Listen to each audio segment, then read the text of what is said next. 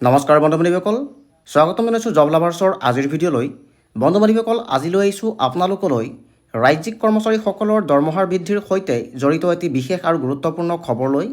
বন্ধু বান্ধৱীসকল, কি এই গুৰুত্বপূৰ্ণ খবৰ মই সবিশেষ আপোনালোকক জনাবলৈ গৈ আছোঁ, সেয়েহে ভিডিঅ'টি শেষলৈকে চাব।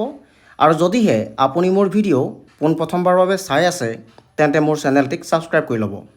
বন্ধু বান্ধৱীসকল, আপোনালোকে পোনপ্ৰথমে দেখা পাইছে যে তাৰিখ দিয়া হৈছে দিছপুৰ 13/05/2025।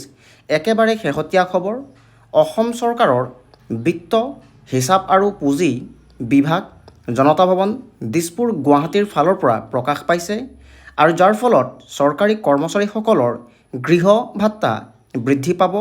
আনহাতে আপোনালোকৰ গৃহ ভাত্তা বৃদ্ধি পোৱাৰ লগতে চহৰ ক্ষতিপূৰণ ভাত্তা অৰ্থাৎ CCA বৃদ্ধি পাব।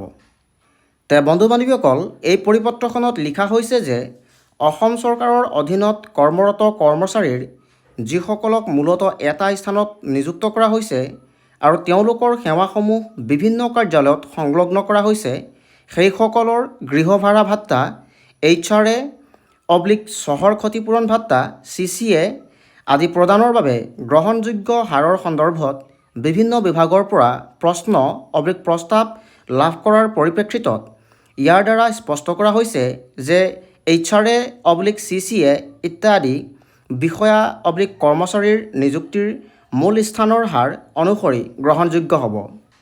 লগতে আৰু লিখিছে যে তদুপৰি সংশ্লিষ্ট সকলো বিভাগকেই তেওঁলোকৰ বিষয়া/কৰ্মচাৰীসকলক অন্যান্য অধীনস্থ কাৰ্যালয়ৰ সৈতে সংলগ্ন নকৰি প্ৰত্যক্ষভাৱে নিযুক্তি দিয়াক অগ্ৰাধিকাৰ দিবলৈ পৰামৰ্শ দিয়া হৈছে।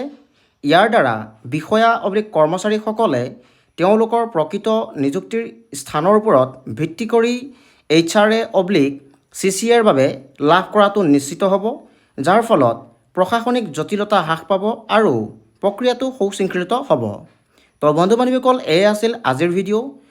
কৰ্মচাৰীসকলৰ লগত জড়িত এনে কিছু ভিডিঅ' পাই থাকিবৰ কাৰণে মোৰ চেনেলটিক ছাবস্ক্ৰাইব কৰি ল'ব।